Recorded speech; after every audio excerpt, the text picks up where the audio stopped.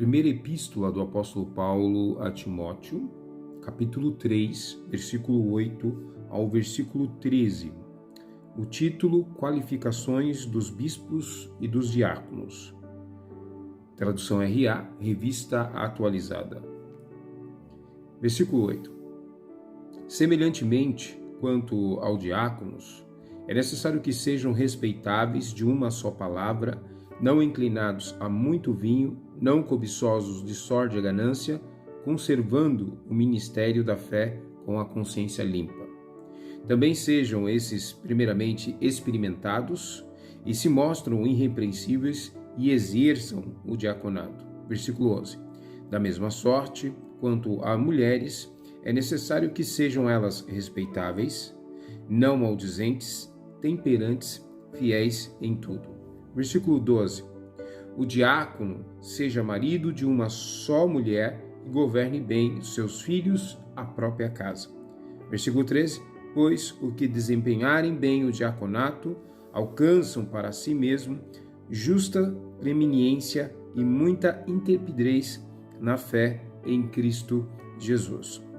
Nós estamos estudando esse devocional de reflexão ao livro de Timóteo, que o apóstolo Paulo escreve então para o pastor Timóteo, esse jovem pastor que está alocado ali na igreja de Éfeso, e Paulo pontua algumas coisas importantes em relação à igreja de Éfeso e também ao ministério de Timóteo. Nós vemos então que falamos um pouquinho sobre a história do apóstolo Paulo. Paulo apresenta algumas coisas importantes, e aí ele fala sobre a oração no capítulo 2, fala sobre o proceder conveniente no culto, que nós já vimos falado, e falamos também sobre, no capítulo 3, sobre os bispos, né? O episcopado, aqueles que desejam, de fato, exercer aí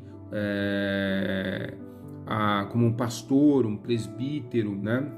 Para que possa, então, existem alguns quesitos que o apóstolo Paulo coloca aqui para Timóteo, para que, então, ele possa se nortear diante dessas instruções.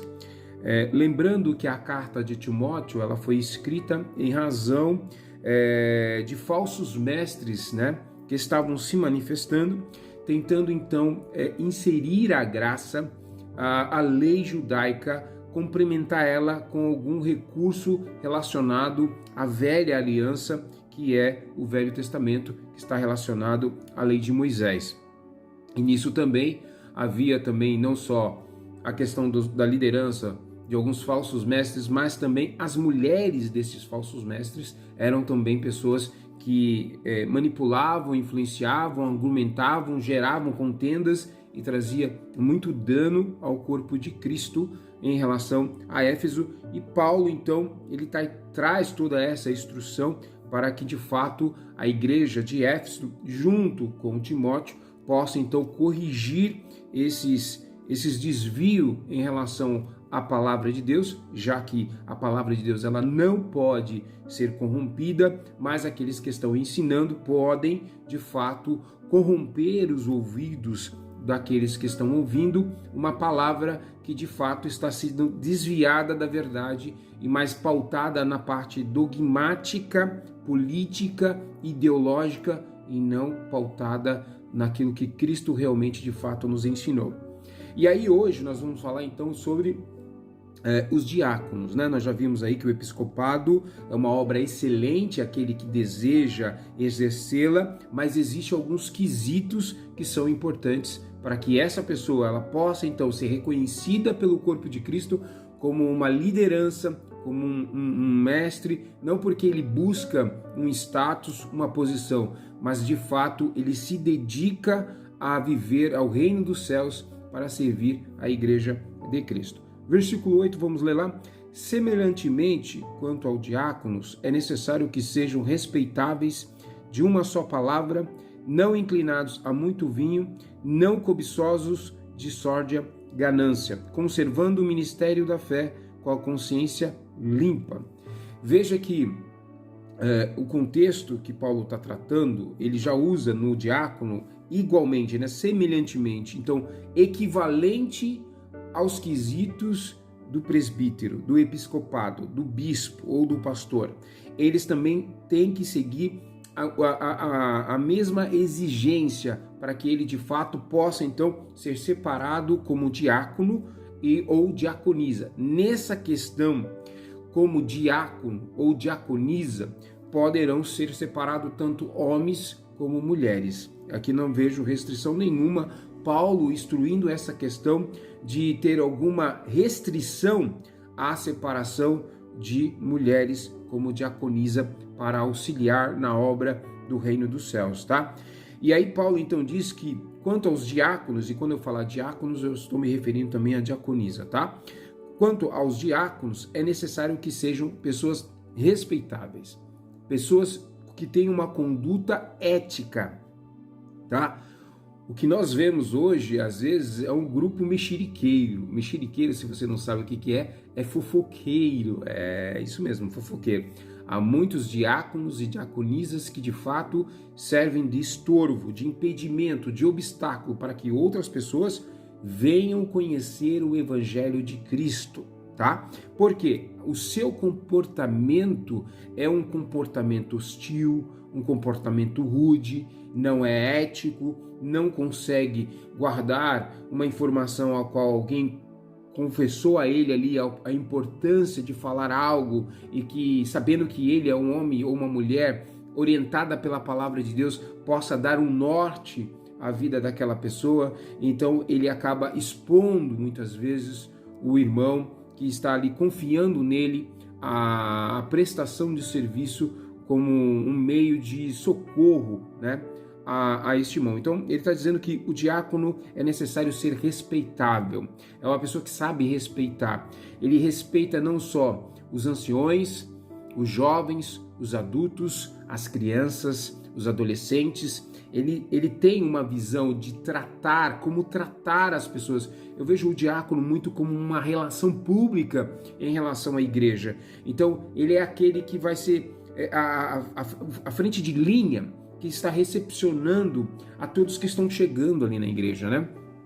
Para adorar a Deus. É ele que vai estar organizando, separando, visitando, verificando as necessidades do corpo de Cristo, para que ele possa então pontuar ali para aqueles irmãos que estão na frente, para criar um plano de ação mais adequado para que possa atender os nossos irmãos que estão necessitados, tá? Então ele é uma pessoa respeitável, uma pessoa muito respeitável. Dê uma só palavra. Então não é uma pessoa ambígua, né, que coloca dúvida. É uma pessoa comprometida, uma pessoa séria. É uma pessoa que quando ela argumenta, as pessoas acreditam nela de fato, porque ela dá um bom testemunho e as pessoas sabem que ela é uma pessoa de uma só palavra. Então se ela prometeu algo, ela vai exercer aquilo que ela havia se comprometido. Então, principalmente no serviço de diaconato, essa pessoa ela é dedicada ao serviço, a servir a igreja de Cristo, ao corpo de Cristo, tá? Ela não é literalmente ali um empregado da igreja, tá? Não é isso. Mas ele entende que o papel dele é fundamental como uma estrutura de auxílio para o corpo, né? Ele é como fosse a célula do corpo que está ali distribuindo todos os nutrientes necessários para que mantenha o corpo vivo. Então é muito importante o papel do diácono, tá? Que ele seja de uma só palavra, não inclinados a muito vinho. Então o diácono ele não pode está entorpecido por nenhuma droga, seja ela lícita ou ilícita, mas é uma pessoa que tem sobriedade, né? Ela está sóbria, ela não é movida a nenhum vício específico. Isso aqui estou falando para a questão do diácono, tá, amados? Então, assim, outra coisa, outro entorpecente que é natural, ele não pode ser entorpecido pela parte emocional, né?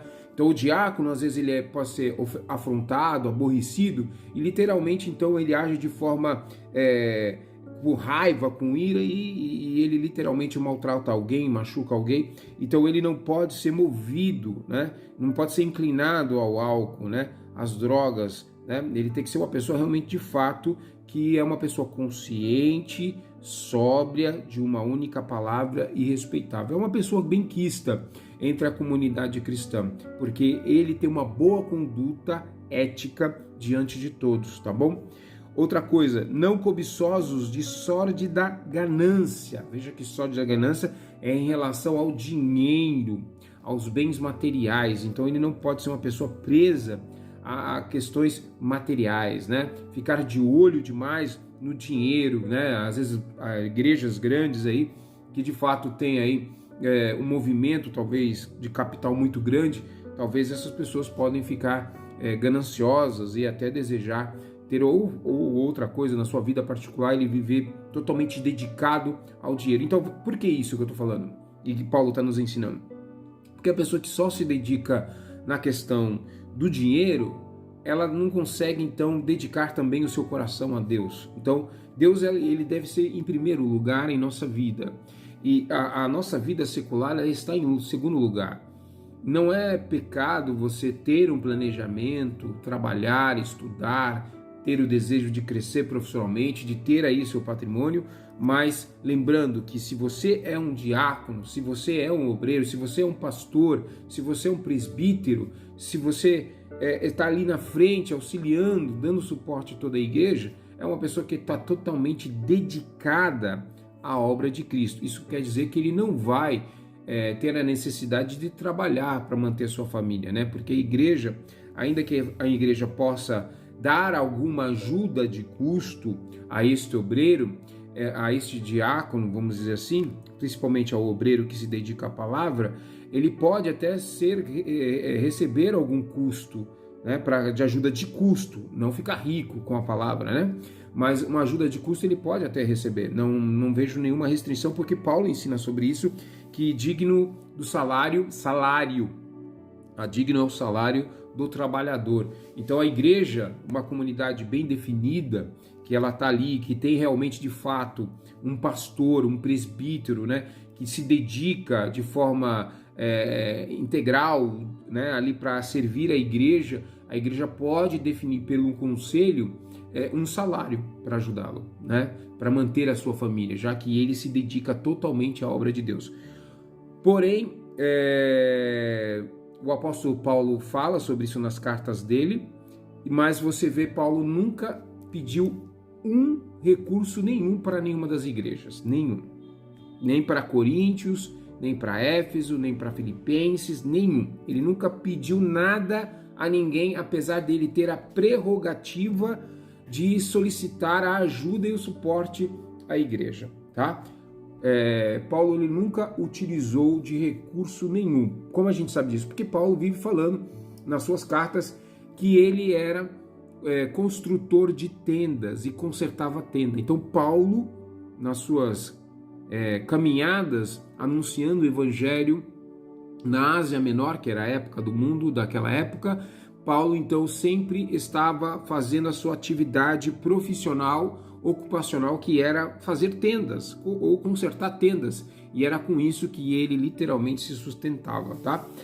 A única igreja que eu consegui visualizar que mandava a oferta para o apóstolo Paulo é a igreja de Filipenses, que é a igreja de Macedônia, tá? Fazendo um parênteses aqui, a igreja de Filipenses era a igreja mais pobre, a igreja mais simples, que tinha pouco recurso, mas foi a única igreja que, no seu esforço, sempre mandava algum auxílio para o apóstolo Paulo ali na sua atividade para ajudar no anúncio do reino dos céus. Mas Paulo, mesmo assim, ainda pegava esse dinheiro e colocava literalmente à disposição dos necessitados. Bem diferente do contexto que nós temos eclesiológico hoje, né? As pessoas não estão preocupadas em servir o próximo, mas estão preocupadas em construir o seu patrimônio. Então, por isso que o diácono, tanto o presbítero e bispo, não pode ser preso muito a dinheiro. Ele tem que estar focado no reino dos céus, na palavra, na ministração, no cuidado, na orientação ao povo de Deus, tá? Versículo 9, ele diz assim: conservando o ministério da fé com a consciência limpa. Veja que o diácono, ele tem um ministério, o ministério é serviço, tá? ministério de fé. São pessoas que têm uma fé extraordinárias. O diácono, a diaconisa, são pessoas que realmente, de fato, elas têm fé. Então, se chamam ela para falar, para orar por um doente, para fazer algo, ela faz aquilo de fato com muita fé, confiando na graça de Deus, na soberania de Deus, que Deus irá trazer a resposta. Não é aquela coisa que o pessoal faz sem estar pautado na palavra, tá, irmãos? Que é aquela bagunça, aquela anarquia, não é isso, tá? O diácono é um homem que, o diácono ou a diaconisa são pessoas instruídas, pessoas respeitáveis, de uma só palavra, têm conhecimento da escritura, nós vamos ver isso aqui, e são pessoas que foram experimentadas, nós vamos ver mais para frente. Então, ele é uma pessoa que conserva o ministério da fé com a consciência limpa. O que é consciência limpa? Ele não manipula, ele não influencia, ele não corrompe a comunidade a ir contra a palavra ou fugir do evangelho, pelo contrário, mas ele conserva o ministério da fé. Então as pessoas têm um desejo de falar, poxa, que palavra que me trouxe mais fé, que trouxe mais perto de Deus. Então ele tem uma consciência tranquila, porque aquilo que ele está auxiliando a igreja, ensinando a igreja também, dando suporte nos bastidores aos nossos irmãos, ele tem a consciência limpa. Ele não tem nada que possa preocupar, será se eu fui mal com essa pessoa, será se eu fui rude, será se eu não atendi. Não, ele é uma pessoa ética, é uma pessoa que está atenta, ele tem uma visão ampla do que está acontecendo na comunidade. Então ele sabe quem está precisando de socorro, ele sabe quem precisa de uma oração, ele sabe quem precisa de um cuidado, ele sabe quem está ali precisando de uma palavra, de uma oração. Ele é uma pessoa, ele ou ela, diaconato ou o diaconato ou a diaconisa, né? O diácono e a diaconisa são pessoas que estão totalmente ali atentas a tudo que acontece de forma ética para adorar e exaltar o nome de Deus, tá? É bem diferente do diaconato que a gente às vezes vê um diaconato servindo a liderança a um ponto de favorecer o homem, de trazer o benefício ao líder e não à igreja. Então veja, tanto o pastor, o episcopado, o bispo, o presbítero quanto o diácono, eles estão a serviço da igreja. Não é a igreja que deve servi-los, mas sim os diáconos, quanto os bispos, episcopados que participam e que praticam o cuidado com a igreja, como sacerdócio, é eles que estão servindo a igreja, tá? No versículo 10 ele diz assim, também sejam estes primeiramente experimentados. Então veja que ele fala também, esse também não é só o diácono, são os bispos, pastores e presbíteros, tá? Eles devem ser testados para que eles possam ser aprovados, tá? Quem vai testá-los? Quem vai provar eles? A igreja, o corpo de Cristo, tá? Não é alguém específico, exclusivo, que vai lá e separa e fala, não, esse hoje, a partir de agora, é o pastor da igreja, é o presbítero. Não, não é assim, não. Mas é o corpo do conselho da igreja, que é formado pela própria comunidade, e ali então eles apresentam à igreja aquela pessoa, e aquela pessoa ela vai ver se de fato, primeiro ela vai ser testada, aprovada, experimentada, tentada em muitas circunstâncias. Eu lembro que os mais antigos falavam que muitas vezes os diáconos, né, eles eram, não, isso não é só para diácono, tá? Como eu já disse, até pastores e presbíteros e bispo. Eles eram testados e muitas vezes as pessoas até provocavam eles para ver qual era a reação deles diante de uma afronta, de alguma coisa, só para ver se de fato ele estava disposto a negar a si mesmo, carregar a sua cruz e seguir o Mestre Jesus, tá bom? Então, continuando aqui, então eram pessoas que deviam ser experimentadas, testadas. Todo o ministério deve seguir este padrão de acordo com o apóstolo Paulo, tá? Experimentadas não só na questão do cotidiano secular, no dia a dia, como trata as pessoas, mas também na palavra, né? Você vai separar um pastor, um presbítero, e ele não conhece a Bíblia, ele não maneja bem a Bíblia, ele não tem aptidão, então ele não pode ser pastor, tá? Ele tem que ter aptidão. Ele precisa ser um acadêmico de faculdade? Não, não precisa. Mas ele precisa ter a dedicação em ensinar. Então o pastor, o presbítero e o bispo é uma exigência primordial que ele tenha, então, que ele seja apto para ensinar a palavra de Deus. Já o diácono, nesse caso, ele deve ser só experimentado aí como trata as pessoas, como ele exerce o serviço diaconato, tá? E se mostrarem irrepreensíveis. O que é ser irrepreensível? É aquele que tem uma conduta ética, uma conduta reta, né?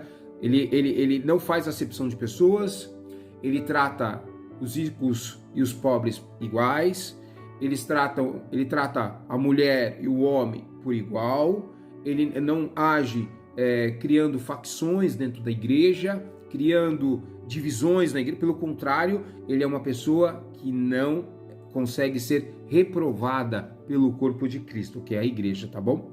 Exerçam o diaconato, tá? Então, também sejam esses primeiramente experimentados e se mostram irrepreensível, então exerçam o diaconato. Veja que o diaconato, ele faz um estágio primeiro, tá? Ele faz primeiro um estágio, depois do estágio que ele é aprovado, então ele tem a liberdade de exercer o diaconato no corpo de Cristo, tá? No reino dos céus. Versículo 11. Da mesma sorte, ou seja, do mesmo tipo, quanto às mulheres, e aí então é onde Paulo abre, né, o leque dizendo sobre as mulheres, né? Paulo fala sobre os bispos, que ele não permite que as mulheres ensinem como autoridade. Elas podem ensinar? Podem, que a gente já leu aqui, que Timóteo era um jovem pastor e que Paulo fala muito bem sobre a sua instrução e sua formação, que foi dada por quem? Pela sua avó e pela sua mãe, tá? Nós vamos ver isso lá em 2 Timóteo capítulo 1, tá? Ele falando sobre isso. Paulo dá muita ênfase sobre isso, sobre a formação de Timóteo em relação ao que sua avó e sua mãe ensinou. Veja, não há nenhuma restrição que a mulher possa ensinar, mas ela ensinar como uma pastora no sentido de autoridade, de dar o norte, não. Paulo não permite isso, é só ler o textinho aqui. Nós temos 2 cartas pastorais, que é o livro de Timóteo e o livro de Tito. Toda vez que eu quero separar algum obreiro ou ensinar algum obreiro, eu preciso sempre olhar as cartas pastorais, que é a carta ao Timóteo, que é a primeira e a segunda, e a carta de Tito, que são conhecidas como cartas pastorais, focadas com o objetivo de ajudar, auxiliar ali na formação dos obreiros, tá? Então, voltando aqui no versículo 11, da mesma sorte quanto às mulheres, então da mesma sorte, ou seja, no mesmo nível, né? Aqui a gente não está vendo Paulo fazendo uma separação dizendo que os diáconos, homens, são maiores que as mulheres, não. Mas o diácono e a diaconisa estão juntos, paralelamente, um ao lado do outro ali auxiliando. Normalmente, às vezes, a própria esposa do pastor, ou do presbítero, ou do bispo, ela é denominada às vezes como uma diaconisa, tá? Por quê? Ela tem aquela questão do serviço social, tá acompanhando as famílias, vendo tudo, tal, ajudando outras mulheres a crescer na graça, ajudando outras famílias, vivendo os cuidados com as crianças, tá? É uma mulher que, de fato, é uma mulher de Deus aí que está auxiliando. Então, não é o título. A igreja primitiva, ela nunca se preocupou muito com a questão de título, tá? O título às vezes acontecia para apenas identificar alguma coisa no sentido de você achar aquele ali é o pastor, que traz sempre a palavra, nos orienta, nos ajuda a entender a palavra, só para você entender que ele era uma pessoa apta. Então, se você precisasse de alguma ajuda, de algum auxílio, era com aquela pessoa que você podia contar, porque ela seria ética, ela conhece a palavra, tem experiência de vida. Não pode ser uma pessoa que não tenha conhecimento de vida, né? Como é que eu posso ser pastor, falar de família, mas eu não sou casado? Ou eu sou divorciado? Ou separado? Como é que eu vou falar sobre filhos se eu não tenho filhos? Eu estou dando um exemplo, eu tenho filhos, tá, gente? Eu tenho 2 filhos, que são gêmeos. Então, veja, é importante quem vai falar do assunto, e o pastor seria a autoridade, entre aspas, no sentido de dar o ensinamento sobre o assunto, sobre família, sobre filhos, alguma coisa nesse sentido, mas ele precisa ter todo o respaldo a qual o apóstolo Paulo ele exige, aqui mostra para nós, ao pastor Timóteo, a exigência da importância de ser pastor, de ser um obreiro, de ser um bispo, de ser aí um presbítero. É necessário seguir estes quesitos, tá? Então vamos lá, da mesma sorte quanto as mulheres, é necessário que sejam elas respeitáveis. Veja que a exigência é a mesma para o diácono, para a diaconisa. Ela tem que ser uma mulher respeitável. O que é uma mulher respeitável? Uma mulher ética.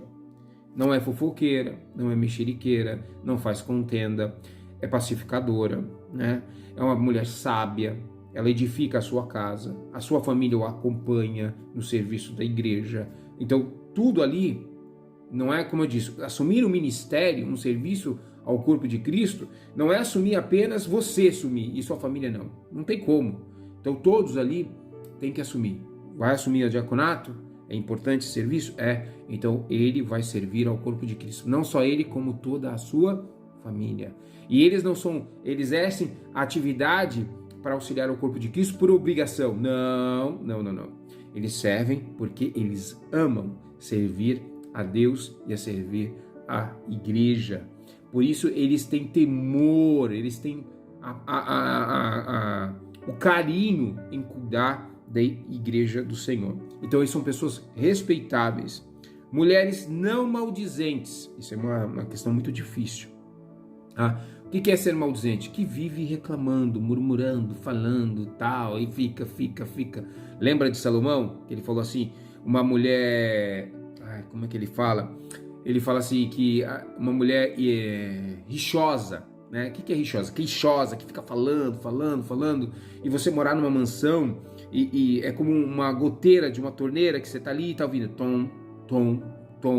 Então assim, ele dá o conselho, é melhor morar no deserto, um lugar inabitável, um lugar de morte, do que você viver perto de uma mulher assim.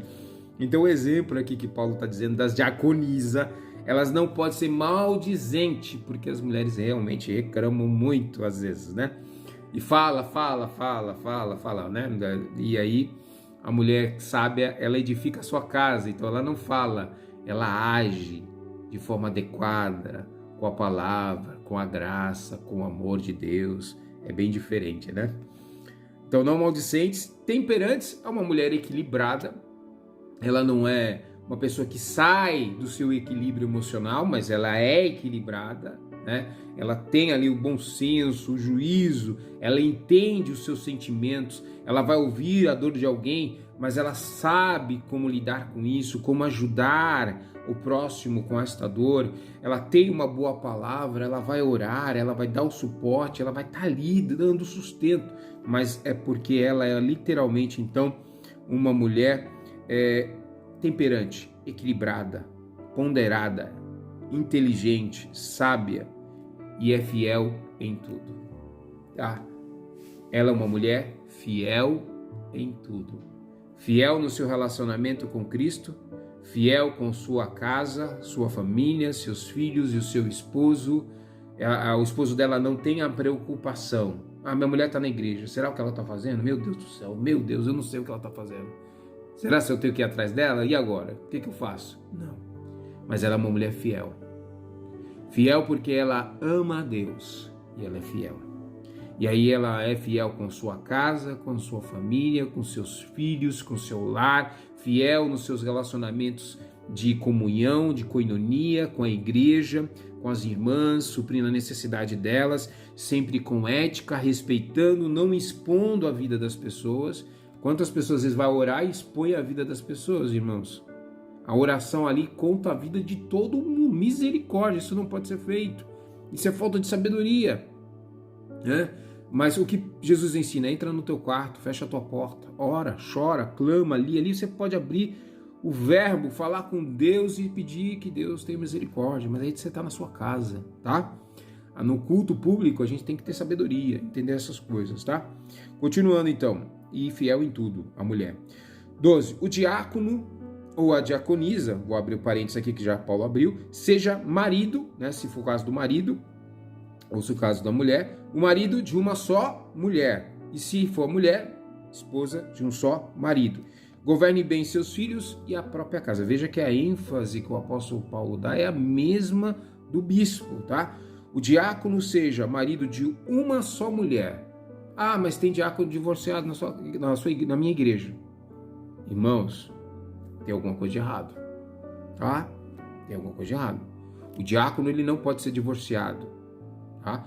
A única coisa que pode acontecer de um diácono é se caso a esposa dele morrer, tá? Ou da diaconisa ou esposo, e aí sim ela está livre para casar novamente. Mas se o cônjuge dela está vivo, ou o cônjuge dele está vivo, né, vice-versa dos dois, ele não pode ser diácono. E se divorciar, não pode ser diácono. Tá? Primeiro, a exigência é essa, que ele seja casado com uma só mulher, e a mulher também seja casada com só um marido, né? Governe bem a sua casa, os seus filhos, ou seja, é uma excelente administradora, os seus filhos estão sempre acompanhando o casal, o diácono, a diaconisa no serviço e gerencie muito bem a sua própria casa. Se você colocar a prova no contexto que é a exigência eclesiástica aqui que Paulo está nos ensinando, você vai ver muito diácono e muito presbítero, muito pastor que tem que sair do seu cargo e se converter. Esse é o fato. É triste, mas é verdade. Versículo 13 diz assim: pois os que desempenharem bem o diaconato, seja a diaconisa ou o diácono, alcançam para si mesmo justa preeminência e muita intrepidez na fé em Cristo Jesus. Então, o diácono e a diaconisa, às vezes o pastor que está ministrando a palavra, o bispo, ele às vezes não consegue estar tão próximo de toda a comunidade. Dependendo da comunidade, né, é muito grande, ele não consegue estar ali convivendo 100% com todos. Mas o diácono e a diaconisa é aquela célula que está ali colado com todos eles, né? E aí, se tiver algum problema mais sério, o diácono e a diaconisa são aqueles que vão... A igreja tem que sentir confiança nela e procurar esses homens e mulheres que são diáconos, que estão exercendo essa atividade e que passam essa confiança e que eles possam, então, descansar e confiar nessas pessoas para que possam, então, expor as suas dificuldades, a sua adversidade e serem atendidas e ensinadas. Se o diácono vê que não tem condição ali de dar um suporte espiritual mais profundo e tiver alguma dúvida, é claro que ele vai pedir ajuda ao pastor, ao bispo, ao presbítero para auxiliá-lo, tá? Ele vai pedir ajuda. Ele não vai trabalhar sozinho, nós somos uma comunidade, é um ajudando o outro, tá? Então, é claro que normalmente ele está colocado ali para auxiliar, ele tem autonomia, né? Depois que ele foi experimentado, que ele foi liberado para fazer o diaconato, ele tem autonomia para cuidar. Então ele tem autonomia, ele sabe o que está escrito na palavra, ele sabe quem é Deus, ele sabe a sua relação no reino dos céus, e aí ele vai exercer tranquilo, sem problema nenhum, tá? Ele não tem... Agora, se ele sentir alguma dificuldade, é claro que ele vai estar pedindo auxílio dos pastores. Então, o que é? Alcança para si o mesmo justa preeminência, é alcançar influência. Ele influencia, ele é uma pessoa que as pessoas vão procurar. Eles vão procurar a diaconisa, porque ela é uma mulher de Deus, porque ele é um homem de Deus, ele tem sabedoria, os seus filhos temem a Deus, a sua casa é bem governada, ele sabe bem a palavra, ele tem uma oração, ele tem uma fé extraordinária de mover a montanha, tá? Então as pessoas vão querer procurar essas pessoas porque de fato elas estão servindo a Cristo. E essa preeminência não é porque eles se postam, eles trabalham para isso, vem automaticamente. O povo sabe quem é de Deus e quem não é de Deus. Lembra-se? A ovelha conhece a voz do seu pastor. Então, ele sabe quem realmente, de fato, está obedecendo o pastor, cumprindo a palavra. Então, ele vai buscar aquela pessoa que, de fato, tem uma relação íntima com Cristo. E aí, então, ela é abençoada e orientada. Por isso que ele fala com muita intrepidez na fé em Cristo Jesus. Ou seja, o seu ato, o seu comportamento está totalmente voltado para a sua fé que está em Cristo Jesus. Que bênção, né? Glória a Deus por isso. Vamos terminar por aqui? Que o amor de Deus, a graça do nosso Senhor e Salvador Jesus Cristo, as duas consolações do Espírito Santo sejam com todos. E todos digam amém. Um ótimo dia. Vamos orar e agradecer a Deus? Pai, nós te agradecemos por esta palavra. Pedimos a tua graça e a tua misericórdia. Sabemos que somos literalmente carentes da tua palavra e carente de pessoas que realmente de fato estão envolvidas com a tua palavra, que estão dispostas a negar a si mesmo, carregar a sua cruz e te seguir para auxiliar o corpo de Cristo. Senhor, que possamos encontrar pessoas assim, cheias de Deus, com uma fé inabalável, que possa então ajudar o necessitado. É o que nós te agradecemos em nome de Jesus. Amém. Que Deus te abençoe. Um ótimo dia. Fique com Deus. Paz.